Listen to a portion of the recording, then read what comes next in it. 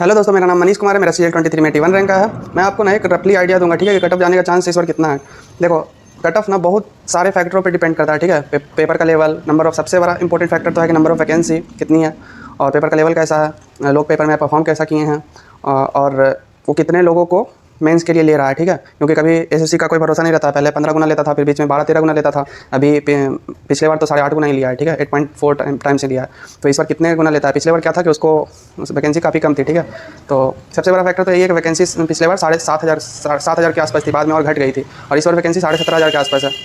और एक और चीज़ है कि इस बार CHSL का जो लेटेस्ट अभी एग्जाम हुआ है, CHSL 2024 का, उसमें कट ऑफ 157 के आसपास गई है। उसका जो नंबर ऑफ वैकेंसी थी वो 3-3.5 हज़ार के आसपास थी। 3-3.5 हज़ार वैकेंसी, 157 कट ऑफ। पिछले बार 7,000 वैकेंसी, 149 कट ऑफ, और 8.4 टाइम्स ही वो लिया था, ठीक है। तो उस फैक्टर पे बहुत सारी चीज़ें डिपेंड करता है, ठीक है। ज़्यादा लोगों को लेगा तो ऑब्वियस सी बात, कट ऑफ थोड़ी और कम जाएगी।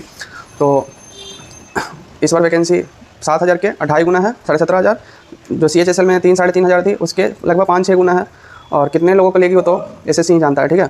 तो वो सब चीज़ें तो हम कंसीडर नहीं कर सकते हैं ना, लेकिन मान के चलो 10 गुना भी ले तो 17,000 से 1,70,000 के आसपास लेगी। एक दिन में एग्जाम नहीं कर पाएगा, यानी कि SSC को नॉर्मलाइजेशन करना ही पड़ेगा मेंस में, ठीक है। तो जब नॉर्मलाइजेशन करना ही है तो 1,70,000 की जगह 2 लाख 2.5 लाख को चांस है कि ले सकता है। लेगा कि नहीं लेगा हम नहीं बता सकते, ठीक है। तो कट ऑफ काफ़ी कम जाएगी, ठीक है। तो जो एग्जाम होने से पहले कुछ लोग मुझसे एक रफली आइडिया ले रहे थे, जो मेरे से टेलीग्राम वगैरह पे जुड़े हुए हैं। तो मैंने उनको बोला था, देखो 157 CHSL का कट ऑफ गया, 3-3.5 हज़ार वैकेंसी है, उसके 5-6 गुना ज़्यादा वैकेंसी है CGL में, ठीक है। तो 20 नंबर के आसपास घटा लो, 15-20 नंबर, तो 137 के आसपास मैंने बोला था कि कट ऑफ जाने का चांस अगर पेपर का लेवल सेम रहेगा तो, ठीक है। तो पेपर का लेवल जैसा मैंने बहुत लोगों से बात किया, ठीक है, बहुत लोगों से मैंने रिव्यू लिया है जो मेरे से जुड़े हुए हैं। काफ़ी लोग मेरे से जुड़े हुए हैं, और काफ़ी मेरे अच्छे लेवल के जो स्टूडेंट्स हैं जो मेरे साथ के पढ़ते थे, उनसे मैं जुड़ा हुआ हूँ अभी भी। तो काफ़ी मेरे दोस्त हैं, तो उन लोगों ने एग्जाम दिया। तो पेपर का लेवल कैसा था ना, सबका एक कंक्लूजन पे हम आएंगे ना, तो इस बार का जो लेवल है, पिछले 2 साल का जो CGL है उससे काफ़ी अच्छा लेवल है। इस बार जो CHSL का एग्जाम हुआ था उसके लेवल से भी काफ़ी अच्छा है। तो ओवरऑल इस बार लेवल काफ़ी अच्छा है। हर शिफ्ट में 3 क्वेश्चन, 4 क्वेश्चन अच्छे लेवल के थे, जो बहुत सारे लोगों को, जो फ्रेशर वगैरह उनसे तो नहीं हुआ होगा, रिपीटर वगैरह होंगे जो अच्छे लेवल के होंगे, उनमें से भी कुछ लोगों से 2 क्वेश्चन 3 क्वेश्चन नहीं हुए हैं, ठीक है। तो इन सब चीज़ को कंसीडर करके ना हम देखें तो 157 से 137 यानी 135 से 140 के बीच में कट ऑफ जाने का चांस था, अगर पेपर का लेवल सेम रहता तो। CHSL के जैसा रहता, या पिछले साल जो CGL था उस पिछले बार CGL में जो वैकेंसी थी 7,000, 149 जनरल का कट ऑफ गया था 149 पॉइंट समथिंग, ठीक है।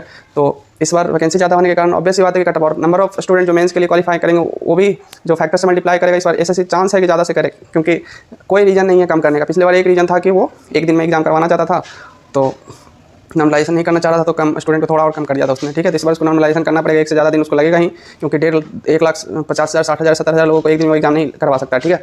तो ज़्यादा लोगों को लेगा, 12-13 गुना तो कम से कम लेगा। तो कुल मिला के मुझे लगता है ना, देखो मैं एक रफली आइडिया बता रहा हूँ, सही हो नहीं हो ये ज़रूरी नहीं है, लेकिन मैं ये क्यों बता रहा हूँ ना, एक चीज़ें तुम समझ लो। बहुत लोग CHSL में अच्छा परफॉर्म किए हैं, ठीक है, पिछले सीजन में भी अच्छा परफॉर्म किए थे, मॉक में 150 प्लस कर रहे थे, लेकिन एग्जाम में गए हैं, देख के आए तो उनको लग रहा है यार 130 भी क्रॉस नहीं हो रहा है, 135 भी क्रॉस नहीं हो पाएगा, लगता है 125 ही रह जाएगा, 130 ही रह जाएगा। काफ़ी ज़्यादा परेशान हो गए हैं। कुछ लोग से मैं बात किया हूँ तो बहुत ज़्यादा अच्छे, थोड़ा ठीक ठाक स्टूडेंट है, वो भी काफ़ी ज़्यादा परेशान है, ठीक है।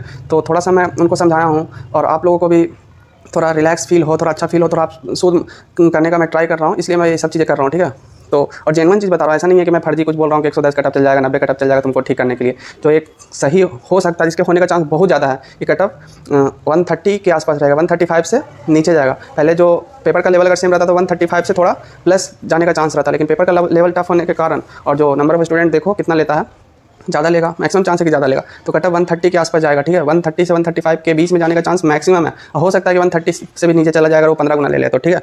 तो कुल मिला के मुझे जहाँ तक लगता है 132-133 तक कट ऑफ जाएगा, ठीक है, या इससे कम ही जा सकता है, मैक्सिमम चांस है कि कम जाएगा, ठीक है। और बाकी और भी बहुत ज़्यादा फैक्टर पे ये सब चीज़ डिपेंड करता है यार, कि लोग ने परफॉर्म कैसा किया जाके, फिर अलग अलग शिफ्ट में कितना वेरिएशन था, तो नॉर्मलाइजेशन में कितना लोगों को बेनिफिट हो जाएगा, तो बहुत सारी चीज़ों पे डिपेंड करेगा। लेकिन 130 प्लस जो लाएंगे ना, वो मान के चलो कि मुझे लगता है कि निकल जाओगे, ठीक है। और जो 130 के आसपास वाले भी हो, थोड़े बहुत भी कम हो, तो वो उन सब चीज़ों पे डिपेंड करेगा कि आपका लेवल का कितना था, मतलब एग्जाम का लेवल, तुम्हारा लेवल तो ठीक ही होगा, मतलब तुम्हारे पेपर का लेवल तो नॉर्मलाइजेशन में ज़्यादा बढ़ेगा। तो 125-120 वाले भी क्वालिफाई हो सकते हैं अगर उनके नॉर्मल टफ शिफ्ट में, बिल्कुल सबसे जो टफ शिफ्ट में है। एक 18 तारीख का ना 18 तारीख का थर्ड शिफ्ट में एक मेरा दोस्त था, वो काफ़ी अच्छे लेवल का है, वो भी उसका काफ़ी, मतलब जैसा बताया उससे मुझे तो ऐसा लग रहा है कि वो जो शिफ्ट है वो सबसे टफेस्ट शिफ्ट में से एक होगा, ठीक है। तो उस शिफ्ट में हो तो और ज़्यादा स्कोर तुम्हारे नॉर्मलाइजेशन में ज़्यादा बेनिफिट तुम्हें शायद मिल जाए। तो बहुत सारी चीज़ हैं, आंसर की आने दो, फिर उसके बाद चीज़ें ज़्यादा क्लियर होंगी, ठीक है। थोड़ा भी शांत रहो, थोड़ा कुछ कुछ चीज़ें पढ़ना अभी चालू कर दो, कुछ कुछ जो टॉपिक हैं जो सिर्फ मेंस में आते हैं वो सब अभी से शुरू कर दो। प्रोबेबिलिटी कर लो, स्टैटिस्टिक कर लो, रीजनिंग वगैरह के कुछ कुछ टॉपिक जो हैं वो सब कर लो। थोड़े बहुत मॉक, मैं जानता हूँ कि तुम अगर 150 लाते थे मॉक वगैरह में अच्छा करते थे, यहाँ पे 130 भी नहीं लग रहा है कि 130 135 भी नहीं आ रहा है, तो काफ़ी ज़्यादा नर्वस स्टेट में हो गए, काफ़ी तूफान मचा होगा अंदर। तुम पढ़ पाओ इसका चांस बहुत कम है, लेकिन थोड़ा थोड़ा कुछ कुछ पढ़ो, कुछ दिन थोड़ा थोड़ा करके निकालो। ये थोड़ा सा हार्ड डेज हैं तुम्हारे लिए, तो कुछ दिन बस निकाल लो, फिर सारी क्लैरिटी आ जाएगी, फिर लग जाना मेंस के लिए पूरे जोर शोर से। लेकिन अभी टाइम वेस्ट मत करो, ठीक है। मेंस का मॉक दो, बहुत मुश्किल है देना, लेकिन 2 सेक्शन मॉक दे दो, रोक रोक के दे दो। जैसे एक मैथ रीजनिंग वाला कर लिया, उसके बाद आधे घंटे 10 मिनट मन नहीं है तो मत करो, उसके बाद थोड़ी देर के बाद कर लो। अभी एक फ्लो में नहीं हो रहा तो, लेकिन करो, ठीक है। टाइम वेस्ट मत करो। 125-30 वाले भी हो तो अभी थोड़ा थोड़ा करो, ठीक है। अब बिल्कुल 110 से नीचे वाले वो 2025 का करो, ठीक है। सबको ठीक है भाई, जय हिंद जय भारत। और मुझे लगता है कि इससे तुम थोड़ा सा पॉजिटिव इफेक्ट आएगा तुम्हारे ऊपर, और थोड़ा सा तुम्हारे लिए अच्छा फील करोगे देखने के बाद। तो अगर पसंद आएगा लाइक शेयर सब्सक्राइब वगैरह करना। जय हिंद।